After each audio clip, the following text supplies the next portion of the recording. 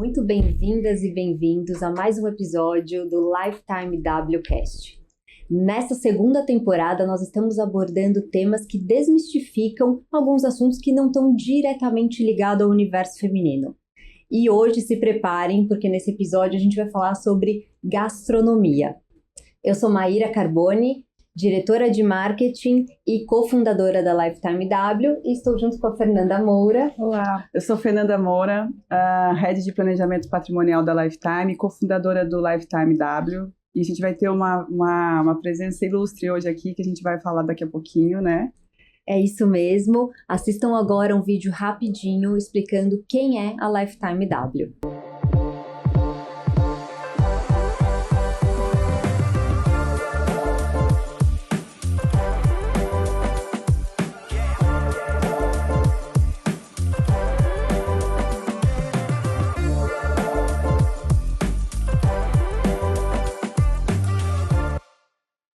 A nossa convidada de hoje, ela começou no direito há 12 anos, migrou para a culinária profissional, onde se especializou em estilismo culinário e carnes, e tem como foco o estudo e pesquisa de comidas brasileiras, em especial os ingredientes e hábitos alimentares brasileiros. Empreendeu aí um projeto pessoal de viagens e pesquisa por diversos biomas brasileiros. Estamos todo mundo curioso para saber essas histórias, hein? Onde percorreu boa parte do Brasil. Também apresentou a primeira produção nacional do BBC HD, que é um programa Brasil Cookbook, sobre comida brasileira. Seja muito bem-vinda, Letícia Massula. Obrigada, gente, pelo convite, por estar aqui hoje. Vai ser muito legal esse bate-papo que a gente vai ter. Ai, que prazer, Letícia, ter você hoje aqui conosco. Nós temos um presente da nossa parceira, a Inova Business School. Esperamos que você goste desse livro. Eles são uma escola de negócio. A gente vai rodar agora um vídeo apresentando mais no detalhe quem é a Inova para que todos vocês conheçam. Que legal, obrigada.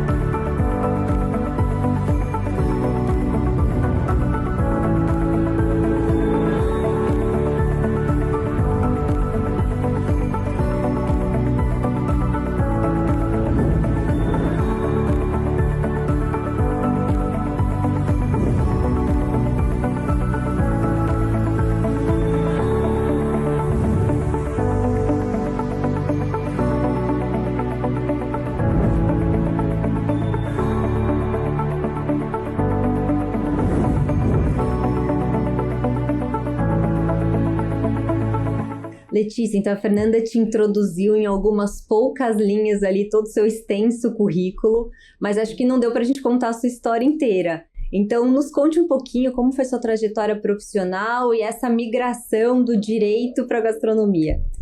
Não, na verdade, assim, eu fui advogada durante 12 anos, trabalhei mesmo, principalmente na área dos direitos da mulher, né? Eu trabalhei por muitas ONGs feministas brasileiras e da América Latina. Foi uma carreira muito legal. E acho que justamente por ter sido tão legal, chegou uma hora que eu falei, cara, não quero fazer isso a vida toda, né? Tava feliz, já me sentia realizada.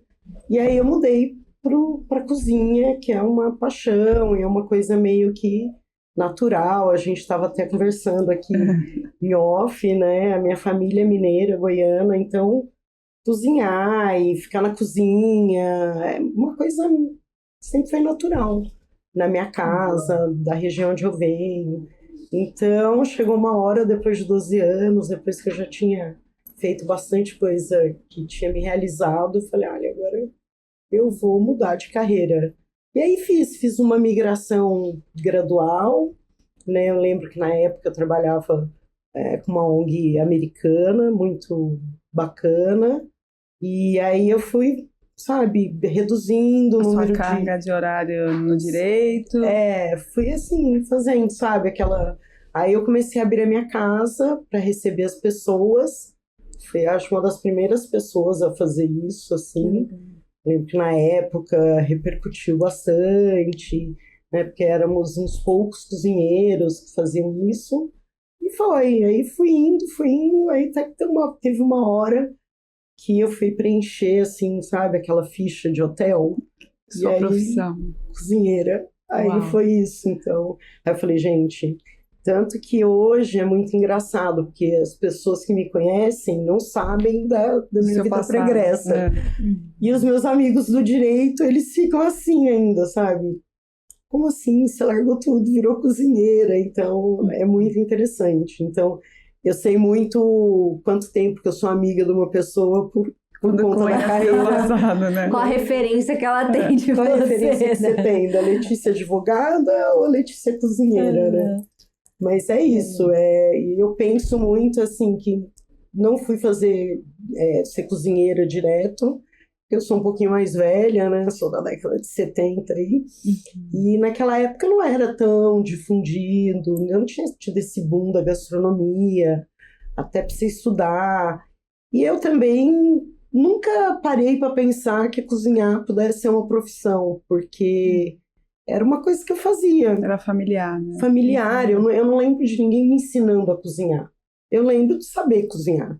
Sabe, assim, de tanto observar, de tanto estar no contexto de todo mundo na cozinha, né, como são as famílias mineiras, né, os fazeres coletivos, que eu lembro de, sabe, chegar e falar, não, é assim que faz, arroz é assim, feijão é assim. Tanto que eu achava que era uma coisa muito banal, que todo mundo sabia. Tinha que saber cozinhar, era meio óbvio. Não, eu achava que todo mundo sabia, né? Ai, não sabe não. Eu falava assim. Não é bem assim. Sabe?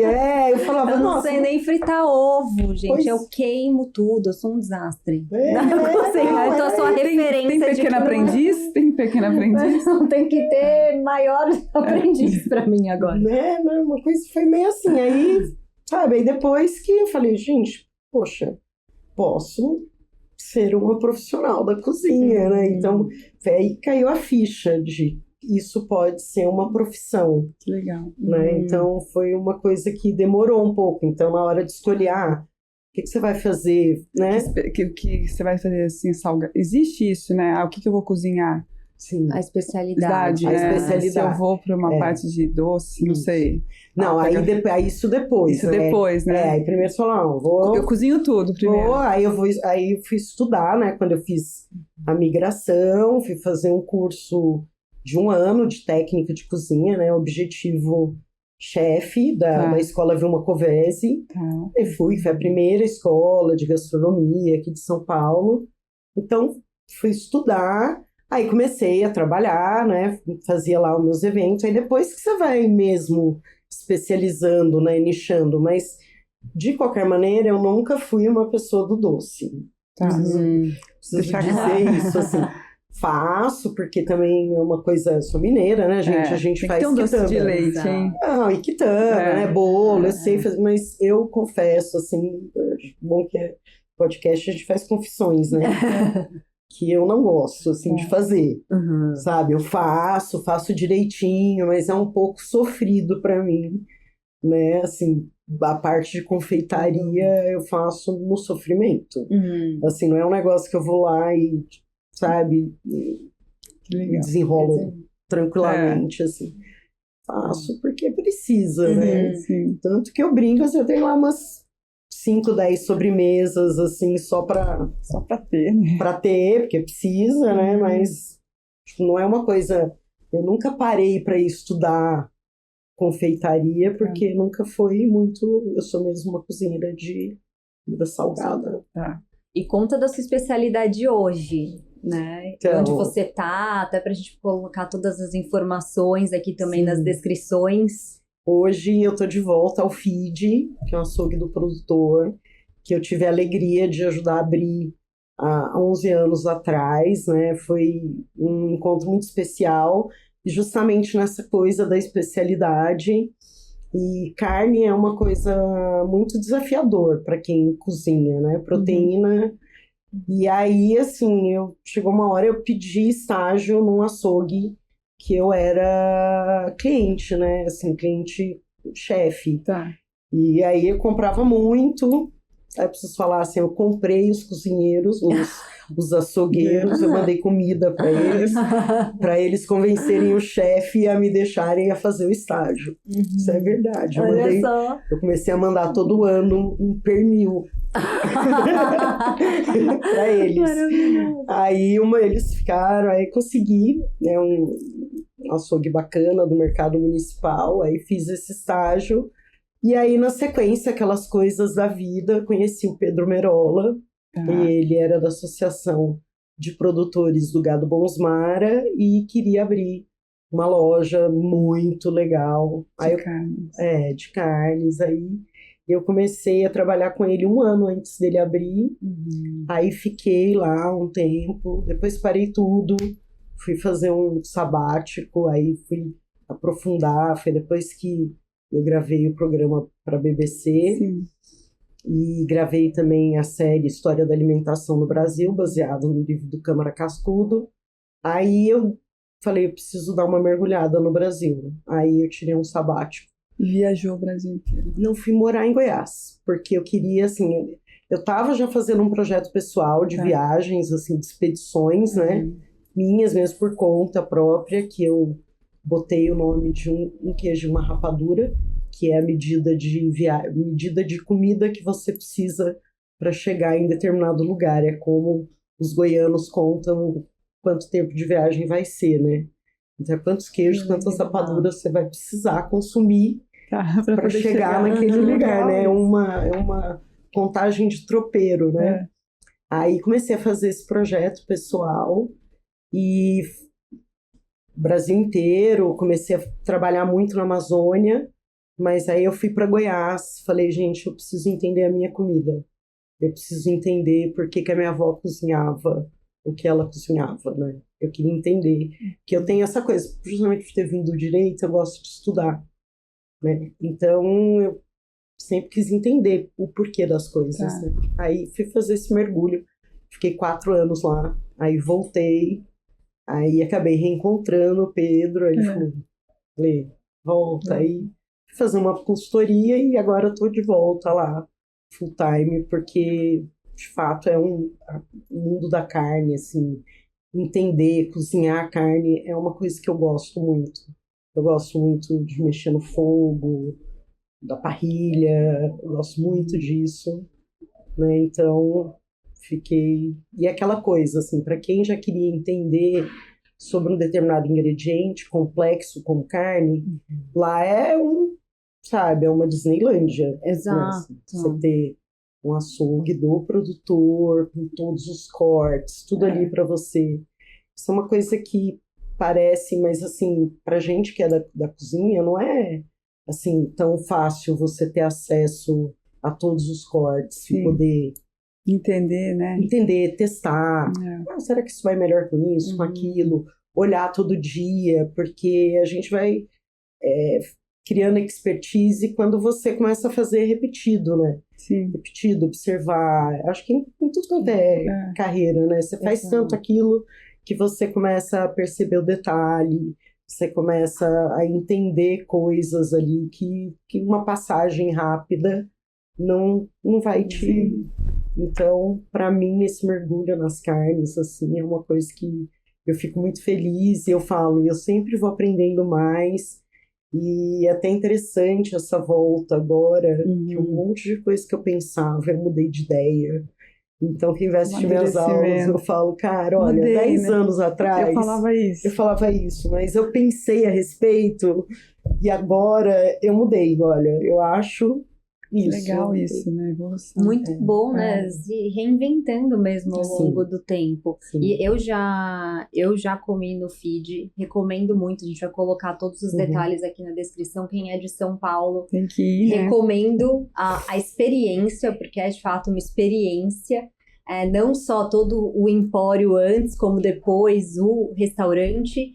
E quem não é de São Paulo, quando vier, tem que estar na lista, passar no feed e viver essa experiência. Vale muito a pena. Eu saí deslumbrada. Assim, de fato, foi incrível. Parabéns, inclusive. Não, eu sou meio Letícia. suspeita para falar, mas Sim. assim, eu recomendo muito pros meus amigos de fora. Eu falo, gente, Vem comer aqui. porque Né? todo mundo fala, e onde aí, que eu vou? Lê, onde que eu vou? Eu falo, pessoal, tem que dar uma passadinha. E principalmente os amigos que gostam, goianada ama carne, né? E pequi, né? E pequi, ai, E o seu pequi tá nos seus cardápios, assim? Olha, lá no feed ainda não, mas sempre tá em todos os meus cardápios. Que eu piquei aquela coisa. É uma curiosidade. Todo mundo falou ame ou odeia ele, né? Não tem aquela pessoa que gosta médio de um pequi. É porque é muito pungente o sabor, né? Eu sou alucinada. E acompanha a carne, né? Acompanha a carne, ele vai muito com frango, com carne. Aí depende da região do pequi. De onde vem, né? Eu brinco assim que eu sou uma sommelier de pequi. Eu tiro, olha que coisa eu falava, eu vou perguntar do pequi, né? Porque o pequi, não tem um goiano que não gosta de pequi. E cada região que tem o pequi tem um hábito, tem uma maneira de comer, e é diferente o sabor do pequi de cada região. É muito... Eu brinco isso. Eu falo, cara, eu conheço pelo tamanho do fruto, pela cor... Eu sei mais ou menos de que região que é, assim. Sou muito apaixonada. Eu acho que Você já comeu pequi? Não. Eu já vi, eu tive medo. Todo mundo tem medo. Eu tenho medo de comer, porque você fala assim, você acha que eu vou pôr na boca? Porque fala que você não pode fazer. Morder. Não pode morder ele. Você rói, ele é um caroço. É amarelo, né? Ele é assim, é como se fosse um abacate, só que o que você come é o caroço. Tá. Então você tira a polpa, como se você estivesse tirando a polpa do abacate. Aquela polpa é descartada. E aí você come o caroço. O caroço, ele é de um amarelo muito intenso. Bonito, né? O tom, muito né? bonito, muito perfumado. Ele vai bem doce e salgado, embora a gente coma ele mais em Goiás, é totalmente salgado. E aí você vai, depois que ele cozinha, você vai roendo a polpa, mas você não pode morder. O meio dele tem espinho. Mas é um espinho horrível, porque ele é muito pequenininho, ele é vermelho. Então ele some na boca. E é que assim, aquele negócio, se você tiver um acidente com pequi... Não é bom. É difícil de tirar todos os espinhos, mas tem um truque, tá? Ó, o truque goiano aí. Você pega a farinha e passa a farinha na boca, como se você estivesse fazendo um peeling da boca. Farinha de trigo? Não, farinha de mandioca. Farinha de mandioca. Quanto mais flocadinha, até de milho também. Que aí ela tem aquela aspereza... E aí você passa ela pela boca. Você deve salivar muito e deve soltar. Solta, você passa ela mesmo. Como se você estivesse fazendo uma esfoliação.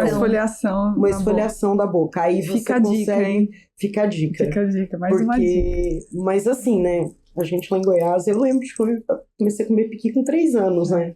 Então, assim, eu já coloco inteiro na boca, não tenho... já tá expert no pequi. Mas todo mundo tem medo. Assim, a minha primeira reação foi, acho que não, tô com um pouco de medo. Mas não é assim tão fácil também de...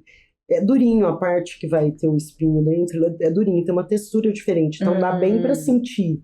Assim, olha, cheguei no durinho do caroço, parei. Entendi. Não pode ir além dali, o que não pode é morder. Que é Fica a experiência, a gente vai ter que fazer. Vamos fazer. A gente faz com ela, agora. A gente faz um dia isso. E, Letícia, a gente sabe que a gastronomia profissional, né, essa linha de frente, ela é um ambiente mais masculino, né? Você também sente isso? Como é que você enxerga hoje o contexto da mulher na gastronomia profissional? Olha, eu acho que mudou tudo, mudou muito. Eu acho que como na sociedade em geral, né? A gente cada vez mais ocupa espaços em nichos que antes eram absolutamente masculinos. Mas é óbvio, gente, tem aquele combo da misoginia, né? E aí, assim, a cozinha é um ambiente mais embrutecido. E a gente acha que não, né? Não, mas O dia a dia o dia a dia, principalmente bruto. Assim, cozinha salgada, né? Então, assim, tem uma coisa aí. Mas, sabe, eu acho que não é muito diferente do que a gente vive no dia a dia. Eu senti um pouco lá atrás, quando eu fui ser chefe do feed, né? Um açougue do produtor. Primeiro que era que eu falava para as pessoas. Uma mulher, chefe de um e açougue. Aí, totalmente masculino, né? Olhava pra mim, assim, né?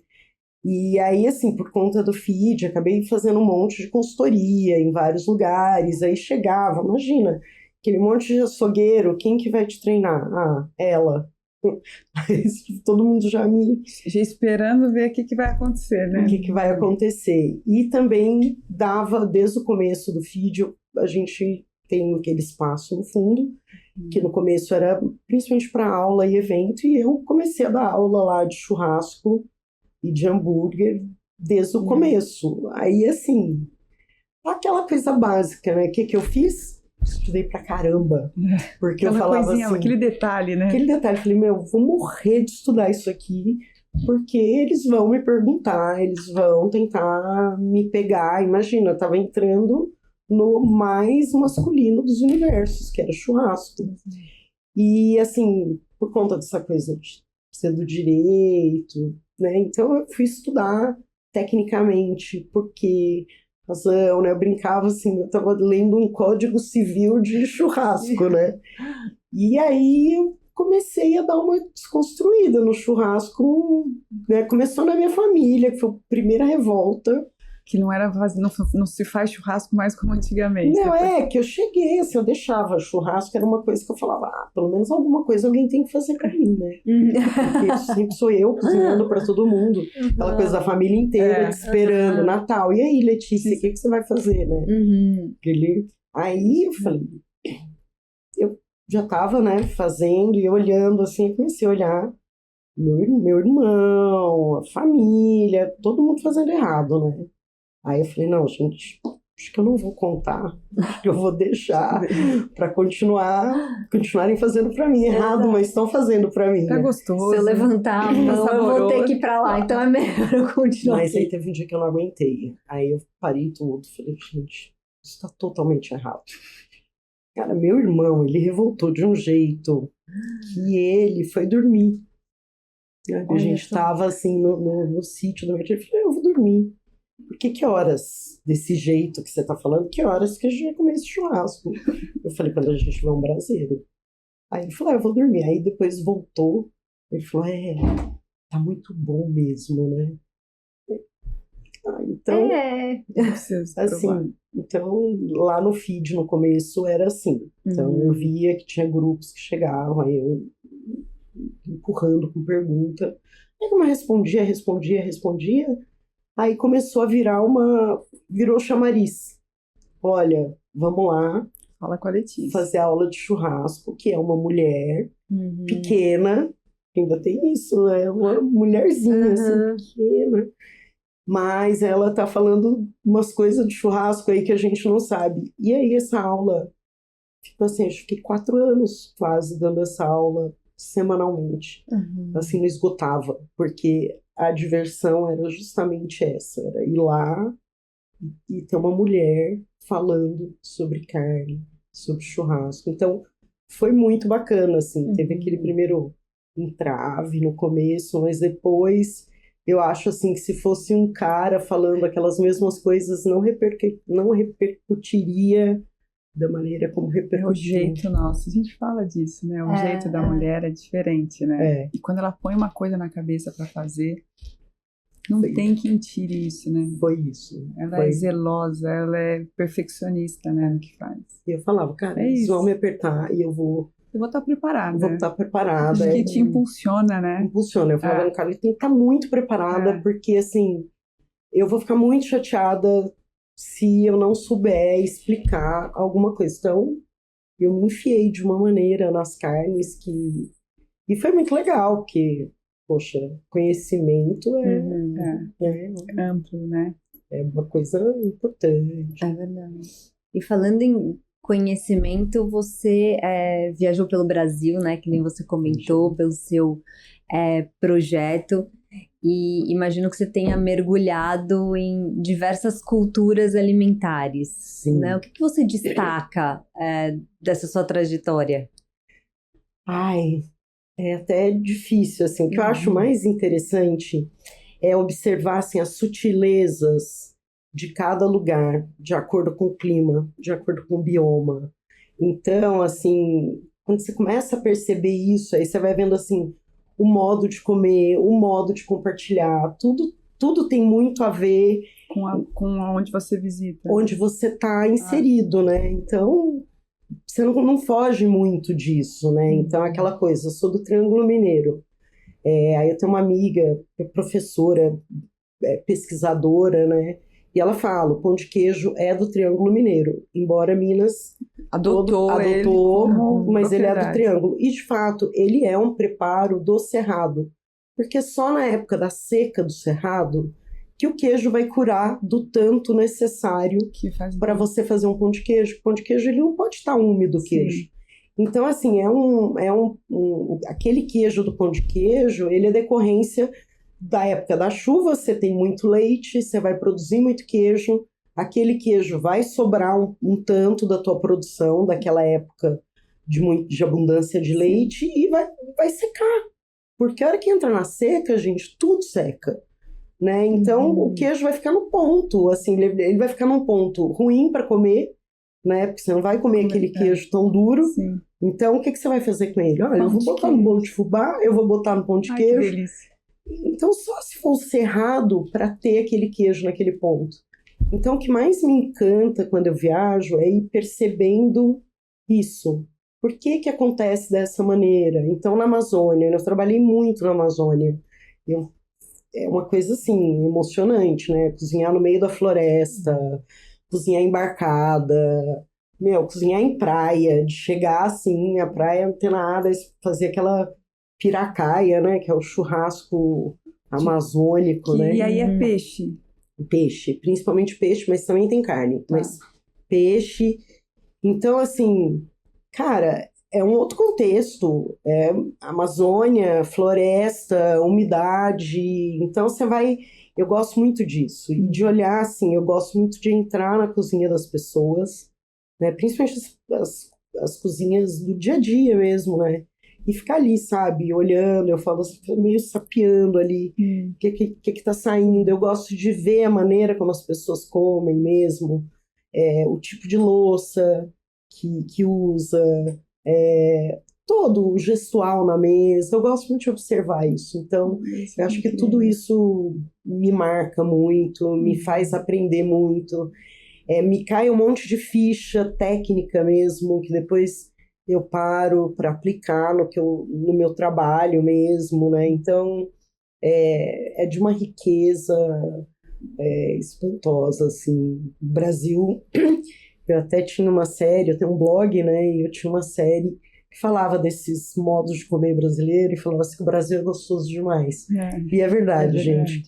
Cada um tem ali a sua história, os seus ingredientes, as suas técnicas, e tudo isso é muito bonito e é muito gostoso. E é um privilégio, assim, compartilhar comida, né? É verdade. E tem algum que ainda é pouco explorado na gastronomia brasileira? A gente falou do pequi, mas tem algum outro? Olha, eu acho assim, os frutos do cerrado, em geral, eles são pouco explorados, né? Além do pequi, o jatobá rende uma farinha, ele já é um fruto O jatobá farinhento. parece o quê? Ele parece uma vagem seca, dura. Aquela vagem que tem aquela verde? Não, um pouco mais gordinha, assim, e ela é bem uma casca dura, e ele é um pó, assim, ele quando você come... Eu, na verdade, nem gosto muito de comer o jatobá, ele gruda no céu da boca, né? Ele é farinhento, mas quando você usa ele como farinha, em pão, em bolo, em biscoito, gente, o sabor... E ele também é um sabor pungente, como o pequi, né? Os frutos do cerrado, eles têm essa característica, que é por conta da falta de água, né? Do regime de um período muito prolongado de seca. Então, tudo fica com sabor mais seco, mais forte, assim, sabe? Porque tudo que você não coloca tanta água, ele vai adensar o sabor, né? Então, o cerrado, ele tem uns ingredientes incríveis. Tem as baunilhas brasileiras. Não sabia que tinha. Muita baunilha brasileira. Tem baunilha no Cerrado, tem baunilha na Amazônia. É uma coisa, assim, impressionante. A nossa baunilha, inclusive, assim, ela é muito grande, a vagem, né? Então, assim, ela tem um potencial econômico muito grande, porque, por conta do peso, né? e é muito valioso, né? É uma especiaria aí importante. Então, as baunilhas, nossa, o cajuzinho do Cerrado. E aí, né, vamos falar de umas coisas exóticas. Por favor, vamos conhecer. E eu falo, assim, um dos ingredientes mais incríveis que eu já... Vocês vão achar super estranho, mas tem uma formiga amazônica. Não, estamos achando normal a formiga como ingrediente. Crocante ela é. Ela é ultra crocante e ela tem gosto. Porque assim, os nossos povos originários, eles comiam muitos insetos, né? México come muito, o Japão, eu já comi gafanhoto do Japão, muito gostoso. Mas essa formiga em especial, né? A gente aqui no interior de São Paulo tem a tanajura, que tem gosto de castanha. É verdade que ela tem gosto? Tem. Eu achei que era mentira isso. Não é mentira, é deliciosa. Você faz uma farinha de tanajura, é uma coisa assim, parece que você está comendo ali uma noz. É muito bom. Eu tô anotando aqui pra eu querer experimentar tudo A cozinheira nata. A cozinha, né? Já vou logo pro exótico. Você nunca fez o ovo, mas do básico fazer pro exótico. A farinha de tanajura. Mas essa amazônica, ela chama maniwara. Ela é muito tradicional em São Miguel da Cachoeira, que é para cima, no Amazonas, né? Para cima, bem para cima de Manaus, um lugar super difícil de chegar, que eu ainda não fui. Tá. É um dos meus próximos destinos aí. Muito, assim, é um lugar que eu quero muito e que pra mim, assim... E ela tem gosto de capim-limão, mas é uma coisa, gente, mas assim... Capim-limão do chá, que parece o chá. Do chá, ela explode com gosto cítrico. Então imagina, você tá comendo um negócio que é crocante e muito cítrico. Uau! Perfumado, sério, é um trem bom demais. Bom demais, assim... Eu tinha vontade, sabe, de sair assim, ó, jogando, assim, coloca na salada, vou fazer um arroz. É um dos ingredientes mais interessantes que eu já usei, é essa formiga. Aí tem também o limão caviar, não sei se vocês já ouviram falar, que é da Austrália, que é um limãozinho que você abre, ele solta gominhos que nem o caviar. E que cor que ele é, esse limão? Tem aí, quando cada um é de uma cor, né? Então tem vermelho, tem amarelo, tem laranja, tem verde. Esse eu nunca vi. Isso é maravilhoso. Ele chama finger lime, né? Ele é o tamanhozinho de um dedo. E aí, a hora que você abre, ele explode, assim, sai aquele monte de... Como se fossem as bolinhas de caviar. De caviar, só que é limão. Então, também, assim, aquela coisa que você coloca, assim, com ostra.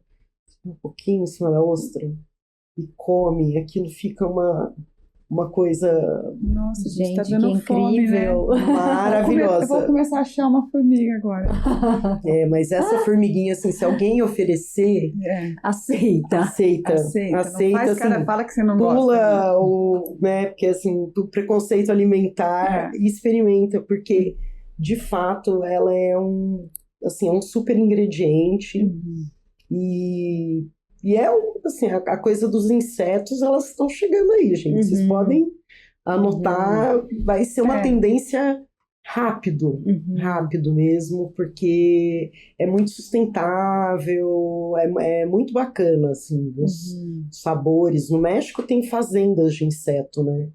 Muito interessante. E focada para culinária. Para culinária. Aqui no Brasil acho que não tem isso, não. Não tem. Tem um produtor, mas que produzia principalmente para alimentar a ave, né? Mas assim, para uso gastronômico ainda, embora a gente tenha uma cultura seja muito tradicional dos nossos povos, é uma coisa que a gente se perdeu, né? Ao contrário do México, que no México, onde você vai, os chapulines, né? Você compra em lata,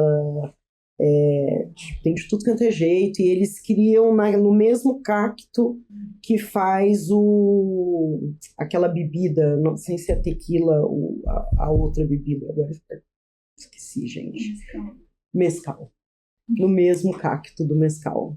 Mescal é tipo uma pinga? É uma cachaça, né? Uma bebida... destilada. Um destilado, isso aí.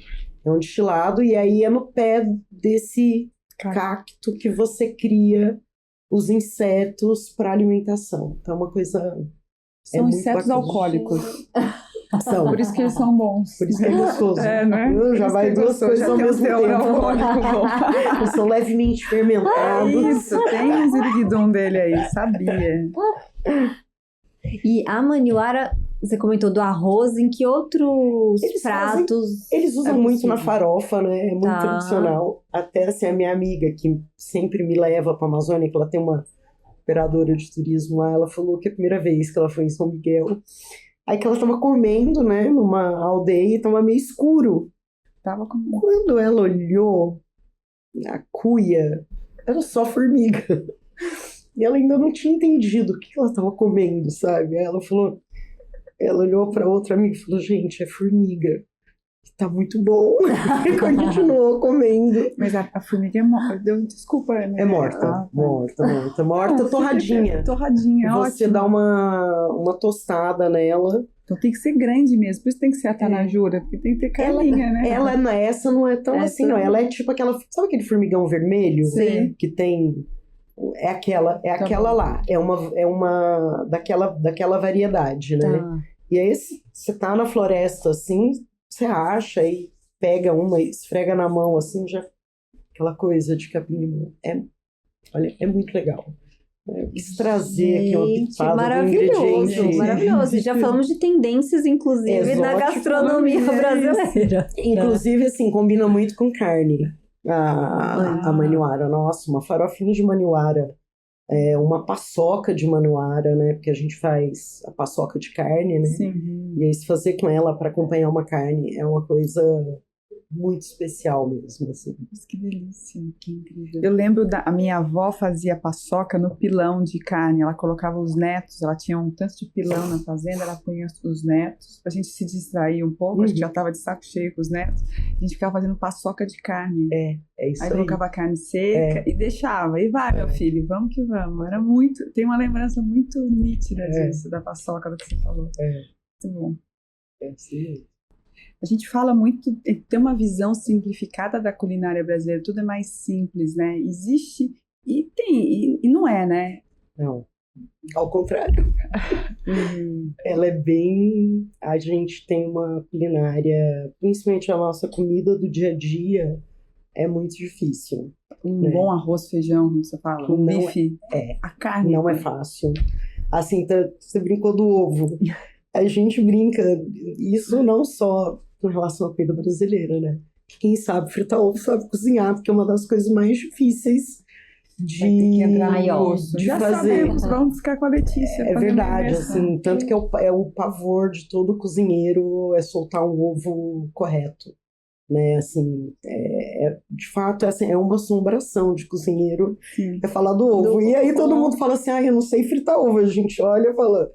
Bom, se soubesse, você já estaria muito bem, na verdade. Muito bem na fita, né?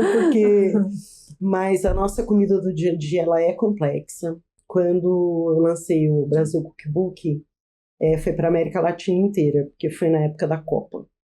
E aí foi uma encomenda da BBC. E como eu ia falar para a América Latina inteira, porque uma coisa é você falar para brasileiro, aí todo mundo já conhece, tem referência, aí você pode dar uma aprofundadinha, né? Mas como precisava comunicar, ia do Chile até o México, então eu não podia fazer uma coisa tão complexa, tão sem referência. Então foi difícil aí encontrar esse equilíbrio. E aí primeira coisa que é difícil, né? Então tinha gente que falava, nossa, muito legal a série, mas... Tinha dia ali que você cozinhava coisas que eram muito complicadas, né, de fazer. A própria feijoada, né? A feijoada você começa 3 dias antes. Todo mundo acha que é uma mistura. Mistura, cozinhou o feijão e joga a carne ali. Não é. Não. É até assim, depois a gente pode até falar sobre isso, assim, os mitos da feijoada, né? Mas assim, é uma cozinha complicada mesmo, assim, ela é com muita técnica, a gente tem um aporte cultural muito distinto, né? Então, assim, tem um encontro aqui, né, forçado de 3 povos, né, absolutamente diferentes, cada um com sua carga cultural. Então, desse encontro naquele lugar, com aquele bioma, o que que vem depois, e depois os aportes de quem vai chegando, né? O Brasil recebeu muito imigrante, né? Então, aqui em São Paulo, a imigração italiana. Então, quando você pega a comida que é ítalo caipira, né? Que é a comida que a hora que o italiano chegou aqui, veio de um, né? Principalmente no contexto de guerra, depois da Segunda Guerra.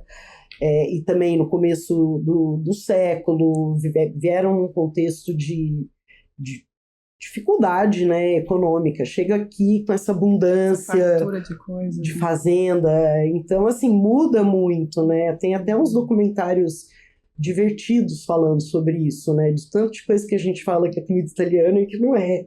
Que você acha que é, né? Que é fruto, essa abundância de carne, né? Milanesa, ou parmegiana, não existe em Parma. Assim, é nosso. Um monte de carne que a gente tem aqui, queijo e tudo. Molho, que delícia. Poxa, que legal, né? A comida italiana ela é mais minimalista, você coloca pouquinho molho na massa, não é tanto de molho. Mas aí você se encontra com a fartura, você fala, peraí, vamos colocar mais um pouco de queijo. Fartura de fazenda, né? Imagina só esse pintadinho, né?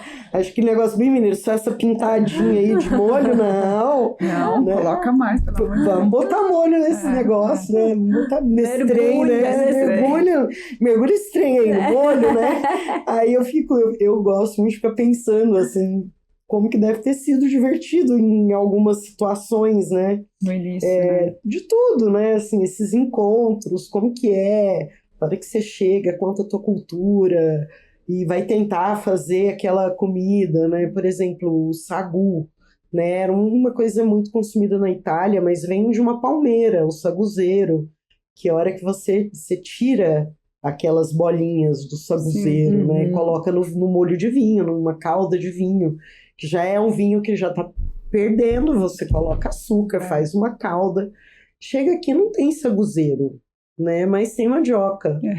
E aí os alemães, então é uma coisa muito maluca, porque a mandioca é um ingrediente muito brasileiro, muito indígena.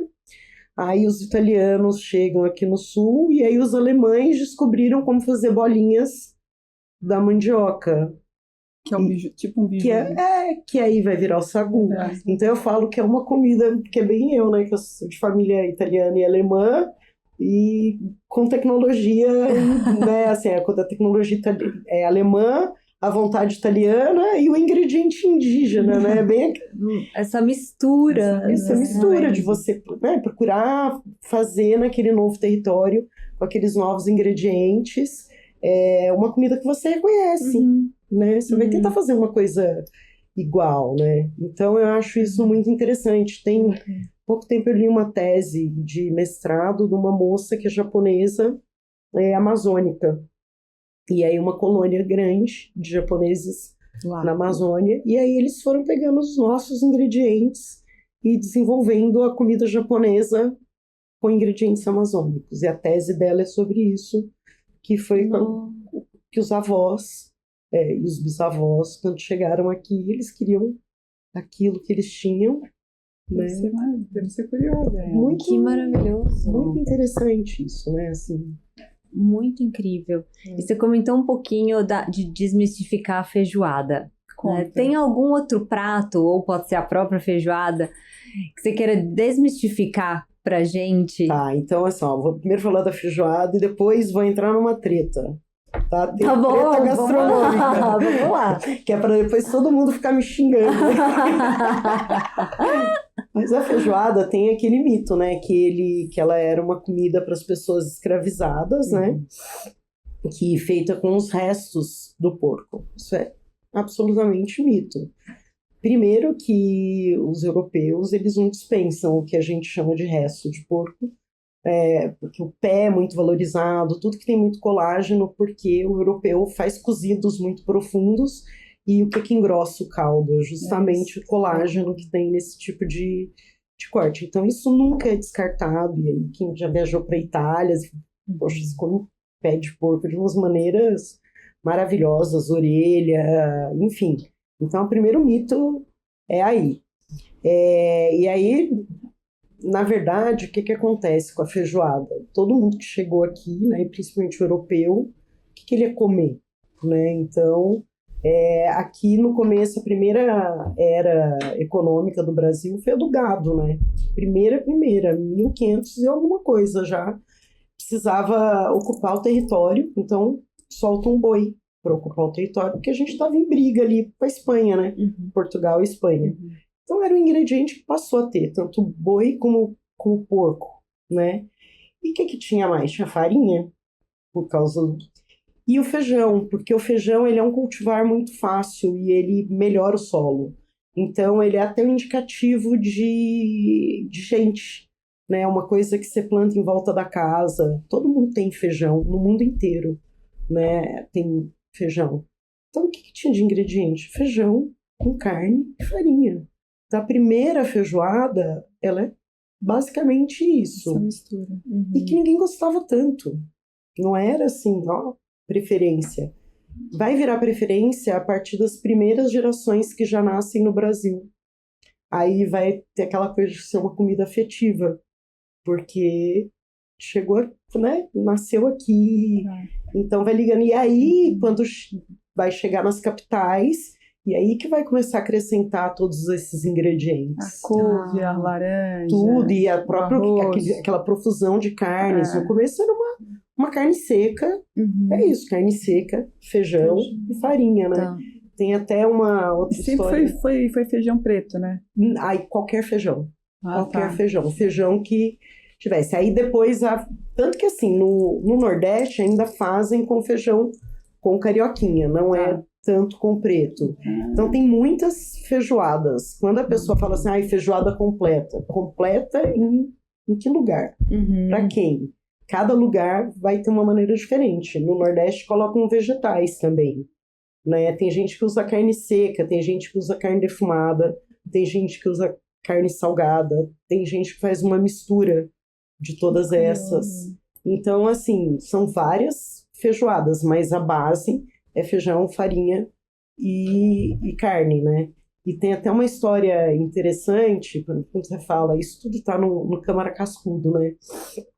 Fala boia, né? Tá na hora da boia. É por conta do feijão que serviam para o exército brasileiro, que era, sabe aquele feijão ralo? Comida de exército, gente. Aquele prato de... horrível. Aquele pratinho E fundo. ficavam uns feijãozinho boiando. Então, eles se referiam de maneira irônica. Vamos lá pra boia.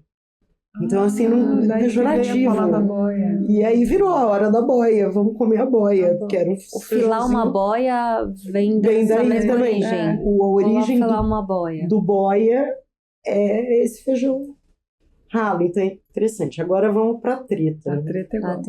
A treta é a muqueca.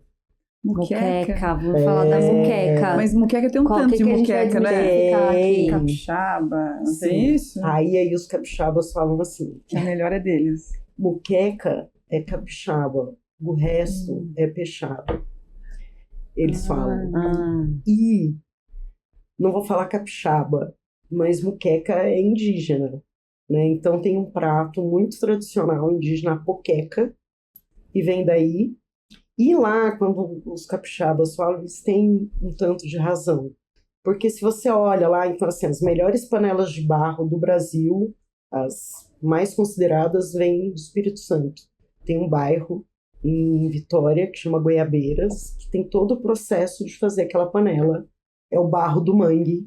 A maneira de tingir é com a planta do mangue. Então tá tudo ali. A muqueca capixaba vai o urucum. Nada mais brasileiro do que o urucum. Todos os nossos povos passam urucum. Se você vai comer no litoral inteiro, você vai ver aqueles, principalmente Nordeste, Norte, qualquer aldeia, o peixe vai ter um pouquinho de urucum em cima. Então é muito indígena. E o peixe, que está ali abundante. Então essa é... E a pimenta, que também é um cultivar brasileiro. Sim. Né? Então tá tudo ali na capixaba, é a mais raiz, né? Aí já a baiana já tem um contingente muito grande de pessoas africanas. E aí vai ter o leite de coco, que vai chegar aqui com os portugueses, vai chegar o dendê. Então já é uma coisa assim. E isso, quando a gente vai estudando, eu gosto muito de estudar o caminho dos ingredientes, né? Quando é um ingrediente novo, que acabou de chegar, a tendência que a gente tem é achar aquele ingrediente chique e a gente fazer ele de uma maneira mais chique. Cada vez mais chique. Cada vez mais chique. Então, se você pegar o arroz, como que o arroz foi andando? Ele saiu lá do Sudeste Asiático.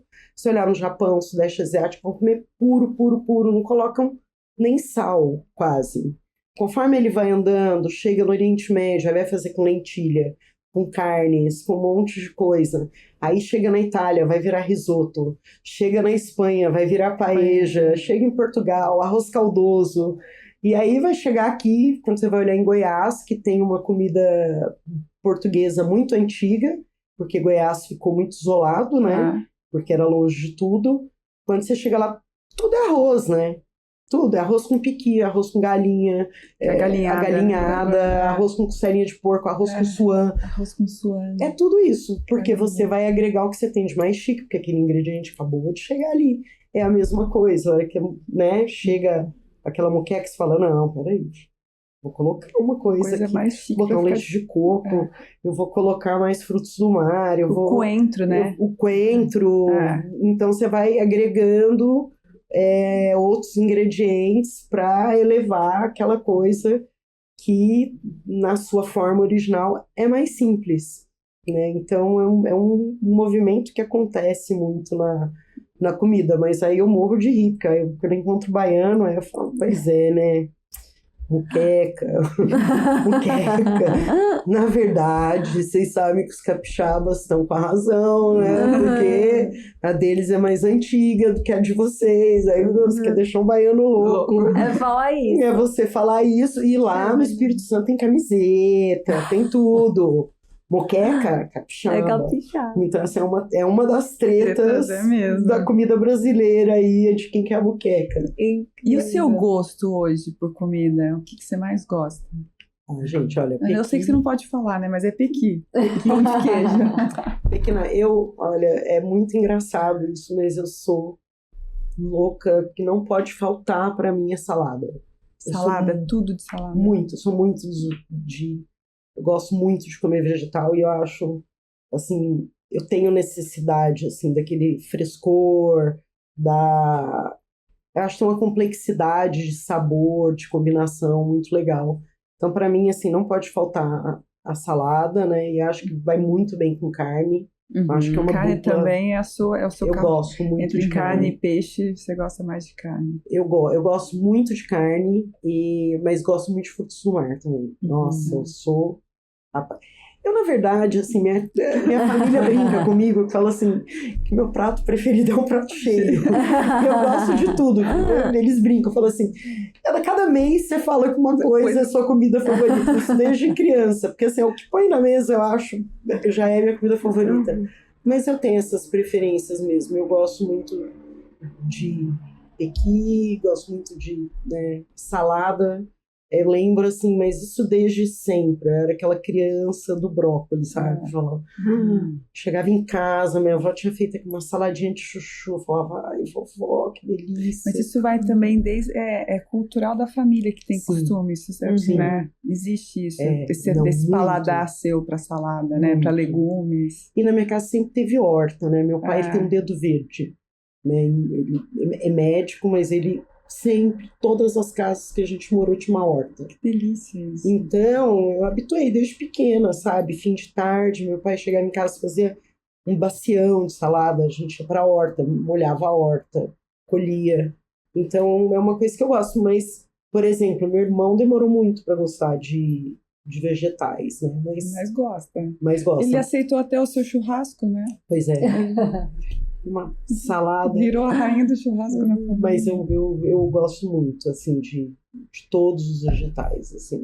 É uma coisa que eu lembro de viajar, aquelas viagens de adolescente, sabe? Você ia pra praia, levava churrasco e cerveja, né? Pão, fazia um vinagrete. Não, nem tinha vinagrete, era pão, linguiça, não era nem carne, né? Pão, linguiça e cerveja. E coraçãozinho. Eu lembro que eu aprendi a comer coraçãozinho também nessas viagens mais jovens. Eu chegava em casa, assim, desesperada para comer salada. Eu falava, sabe, abstinência mesmo. E às vezes quando viajo, assim, pelo sertão, já aconteceu, numa dessas viagens, de comprar, tô passando numa cidade de Minas, ver uma quitanda, comprar um pé de rúcula, guardar, que toda viagem minha vai um cooler no carro. Eu cozinho eu faço comidinhas pra gente, porque eu vou em muita feira, eu quero ver os ingredientes. Então, e aí eu pegar o pé de rúcula, depois sentar no hotel, lavar no banheiro, jogar limão, sal. Rúcula é uma delícia. Olha. Comer um maço de rúcula. Tipo, eu preciso mesmo, assim. Então é uma das minhas preferências. Mas, assim, eu acho que, no geral, quem cozinha gosta de uma coisinha bem simples para comer, porque a gente trabalha tanto com aquilo. É verdade, né? Que chega uma hora que o paladar fica complicado. Assim, você tem fome, mas você não tem tanta vontade de comer, entendeu? Eu falo assim, eu como melhor no fim de semana, quando eu tô de folga. Mas você gosta de comer a sua comida? Que eu experimento o tempo todo que eu tô fazendo. Então, é como se tivesse uma dieta fracionada. Você experimenta tanto, aí sempre tem um horário do almoço que eu falo assim, nossa, comeria agora. Aí mas passa. Aí não dá tempo. Aí não dá tempo. Aí no final do dia eu falo, cara, eu não quero comer, só quero ir pra casa, tomar um banho, né? E aí, assim, hoje em dia eu como menos a minha comida. Isso eu acho triste, porque quando eu ainda era advogada, eu era assim, era o primeiro prato que eu enchia, era o meu, né? Mas hoje em dia eu como menos do que eu gostaria, assim. Às vezes até meu marido fala, pô, Lê, você não cozinhou mais pra gente. Então, vai lá no restaurante, amor. Vai lá. Vai lá. Ele fala, só como agora a sua comida de trabalho. Ai, Letícia, eu tô com um trocadilho, mas que eu vou ter que usar, com perdão do trocadilho. Que conversa deliciosa. Infelizmente a gente tá chegando ao final. Demais, não, passa muito rápido. A gente sempre leva um susto. O Lu mostra pra mim aqui o celular que tá faltando pouco tempo. Gente, já passou tudo isso. Não, eu corto, né? Eu sou assim. Mas a gente tem sempre 2 perguntas que a gente faz no final dos nossos episódios. E a primeira delas é como nós estamos falando, né, nessa temporada sobre desmistificação, o que você desmistificou na sua vida? Eu desmistifiquei os recomeços. Eu acho que a vida dá pra gente recomeçar ela várias vezes, sabe? Eu acho que a gente cresce pensando, o que eu vou ser quando eu crescer? E a gente não precisa ser uma coisa só, e eu acho que a vida é sempre... E aí não tô falando só no âmbito profissional, né? A vida te permite muitos recomeços. E isso era uma coisa que, por mais boba que seja, eu demorei muito para entender isso, assim, sabe? Que eu não precisava... Que dava para recomeçar, que dava para parar. Então, eu acho que isso foi uma coisa muito importante que eu desmistifiquei. Que delícia. A gente vê muito isso, né? De mulheres. Em um momento quer fazer essa mudança, né? Às vezes falta um pouco de coragem, né? E planejar, será que vai dar certo? Mas a gente vê que dá certo, né? Porque somos obstinadas, né? Sim. Muito bom, muito bom. Agora a segunda é, que legado a Letícia quer deixar nesse mundo? Esses dias estava falando com uma amiga feminista que eu admiro muito, e ela me falou uma coisa que está martelando muito na minha cabeça. Que ela dizia assim, que o maior legado, e ela é uma produção acadêmica monstruosa, assim, eu acho que nunca vou chegar no... E ela falou, imagina, uma pessoa com uma produção dessa, ela falou que o maior legado, a nossa maior obra é quem a gente é. E que é isso, que no final da vida você vai olhar para trás e falar, que pessoa que eu fui, né, para todo mundo, que pessoa que eu fui, quem eu sou, né? Então acho que esse é a maior obra, essa construção que a gente tem da gente como ser humano. Eu tenho pensado muito sobre isso, acho que esse é o maior legado. Que máximo. Muito incrível. Muito obrigada, Letícia, nossa, por compartilhar já tem uma história. Fã. Vamos fazer um curso de culinária com você, eu Sem acho dúvida. Que sim. Churrasco. Para chegar, sabe o que é? Para chegar bem assim, ó. É. Entendeu? É isso aí. Sou eu. Rapazes, com licença. Dá licença que a O churrasqueira churrasco hoje é de comigo. aqui. Hoje é comigo, Hoje é vamos fazer comigo. churrasco direito. Eu quero aprender a fazer hambúrguer, então. Tá bom. Pra conquistar todos os amigos do meu filho. Todo mundo vai querer ir na casa da tia Fernanda. Exatamente. Boa Não, isso. não. Melhor hambúrguer da mãe do Pedro. Vai ser ótimo. Isso é Muito, muito obrigada por Eu que compartilhar conosco sua história, Obrigada. compartilhar todo o seu conhecimento. A gente vai deixar aqui na descrição todos os dados também do feed da Letícia, para que vocês conheçam ainda mais. Obrigada por você que acompanhou a gente até agora. Compartilhe, deixe os seus comentários também. A gente gosta muito de aprender com essa troca. E deixa seu like. Tudo que as redes sociais pedem, por favor, nos ajudem para que essa mensagem chegue ao maior número de pessoas possíveis, porque conteúdo bom tem que ser compartilhado e tem que ser visto. Muito obrigada e até o próximo episódio. Obrigada. Queria falar só uma última Pode coisinha. Pode falar. Dia 8, a gente começa um menu novo lá na feed. Né? Dia 8 é agora, Dia 8 terça-feira agora. que vem. Então, 8 de abril. 8 de abril, no almoço lá do feed. Vamos então, encontrar convidar todo mundo lá, então. Hein? todo mundo a partir do dia 8 para ir conhecer o menu novo. Que é amiga da chefe.